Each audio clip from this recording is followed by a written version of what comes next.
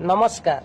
श्रीमद् भगवत गीता दृष्टां तो पांडवानीकं व्यूढं दुर्योधनस्तदा आचार्यमुपसंगम्य राजा वचनम् अब्रवीत् पश्यतां पाण्डुपुत्राणाम् आचार्यं महती चमु व्यूढां द्रुपदपुत्रेण तव शिष्येण धीमता।